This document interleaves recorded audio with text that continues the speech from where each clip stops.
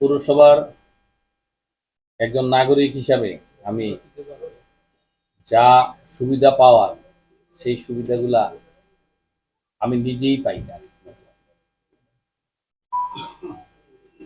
আমরা দীর্ঘ 15 যেমন বিশুদ্ধ পানি, আমরা কিন্তু বিশুদ্ধ পানি পাই না।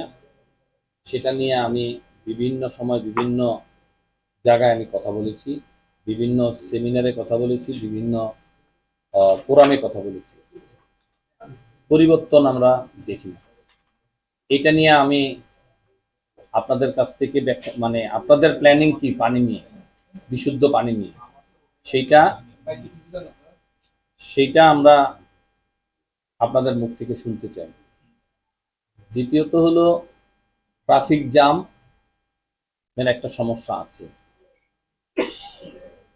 আমাদের রাস্তার বিন্যাস হয় নাই, কিন্তু আমাদের ভেহিকেল বাড়ছে। আমরা মশার সাথে রাগ করে মশারি পরা দিয়ে ফেলাবো এরকম কাজ আমরা করতে চাই না, কিন্তু আমাদের কিছু রাস্তা বাড়াতে হবে। আগের যে প্রশাসক ছিল সেই প্রশাসক সহকারে, আমার মনে হয় এক্সিডেন্ট সহকারে আমরা একটা কথা বলেছিলাম দুইটা রাস্তার ব্যাপারে। একটা রাস্তা হলো আমাদের যে বাজারটা আছে আপনাদের ঠিক উল্টা দিকে পালের বাজার, এই পালের বাজার থেকে ভিতর দিয়ে যে রাস্তাটা গেছে এই রাস্তাটা যদি আপনারা করতে প্ল্যানিং এ আনেন, কিছু দোকানপাট হয়তো ভাঙতে হতে পারে। বকুলতলা রোড যাইয়া সোজা সরাসরি আমাদের এই বড় স্টেশনের রাস্তার সাথে পৌঁছবে। তাহলে একটা লোক যদি বড় স্টেশনে যেতে চায় তাহলে তাকে আর ওই পাশ থেকে এদিকে আসতে হবে না। প্রতিদিন কালীবাড়িতে যে প্রেসারটা পড়ে প্রেসারটা কিছু অংশ কমে যাবে।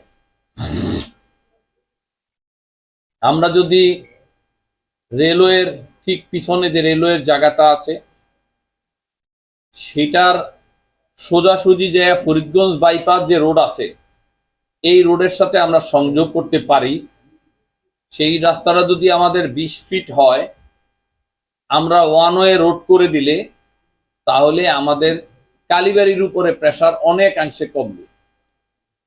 তখন আপনার জাম কুমিল্লা থেকে হাওলাত করতে হবে, ব্যাপারটা এরকম দাঁড়াবে। এখন সেই রাস্তা করতে হলে আমরা সেমিনারে কথা বললাম, তার তো হবে না। সেখানে পৌরসভার আপনারা কি কাজ করেছেন? 6-7 মাস আগে যে গোলাম জাকারিয়া সাহেব সহকারে আপনি সহকারে মিটিং করেছি, সেখানে বলেছি যে আপনি এটার জন্য এস্টিমেট এবং বাকি যা যা আছে করেন, তারপরে আপনি জেলা প্রশাসকের মাধ্যমে আপনি রেলওয়ের সাথে কথা বলেন। এখন আমাদের সময়, আমাদের সরকার এসেছে, আমরাও রেলওয়ের সাথে কথা বলবো কিভাবে রেলওয়ের জায়গা রেলওয়েতে থাকবে, আবার জনগণ এই জায়গা ব্যবহার করতে পারবে। সরকারের জায়গা এখানে আপনারাও জোর করে পারবেন না ওদের কাছে রেলওয়ের জায়গা নিতে, আপনার রেলওয়ের জায়গাও আপনাকে এমনিতে দিবে না। আপনারা একটা আলোচনার মাধ্যমে এইটাকে, আপনার রেলওয়ের জায়গা বিভিন্ন জায়গায় দিয়েছে, দেয় নাই যে তারা দিয়েছে, জনস্বার্থে দিয়েছে। রেলওয়ের সাথে আপনার একটা এগ্রিমেন্ট করে যে আপনার প্রয়োজনে আপনি এই রাস্তা নিয়েতে আমরা বিরোধিতা আপনাকে বাধ্য থাকবো।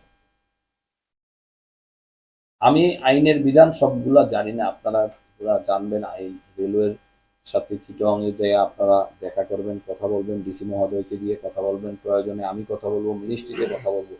কিন্তু আপনি যদি এই রাস্তাটা করতে পারেন, এই রাস্তাটার কত কত কিলোমিটার হবে? খুব একটা বেশি না। 2.7 কিলোমিটারের মধ্যে আমি দেখেছি কিছু কিছু রাস্তা তো কাজ হয়ে গেছে। আর আপনি যে দেখেন আপনার জাম যে বলেছি, আরেকটা রাস্তা যে আপনারা করতেছেন একেবারে ইয়াতে, এই যে Faridganj bypass road, Faridganj bypass যে রোডটা ওইটা চলে যাচ্ছে আপনার সেই তালতল, তাই না, শাহতলি মৈশাদি হইয়া আমরা ওইখানেও আইএলজিডি দিয়া 36 ফিট 34 ফিটের রাস্তা করতেছি। তাহলে শহরের জামটা আপনার কমবে। আপনার এই যে একটা রোড করলে এখানে আপনার ব্যয় কত হবে, বাজেট কত লাগবে, সেগুলা যদি আপনারা ঘরে বসে থাকেন তাহলে কি এই কাজগুলোর উন্নয়ন করা সম্ভব হবে? চেষ্টা করতে হবে তো। এখন আপনারা যদি আপনাদের ফান্ড থেকে করতে পারেন খুব ভালো, আরম্ভ করে দেন। আপনারা যদি সেটা না করতে পারেন, আপনারা যদি আপনাদের যদি মানে এলজিডির থেকে আপনাদের অনুমোদন আইনা ফান্ড আনার ব্যাপারে ইয়ে করতে হয়, আপনারা তো আমি আজকে আমার নিজের ইচ্ছায় আসতে হইলো, কিন্তু আপনাদের তো কোনো ইচ্ছা ছিল না যে আমার কাছে যাই এই যে বলা, এটা তো আপনাদের প্রয়োজন, পৌরসভার প্রয়োজন।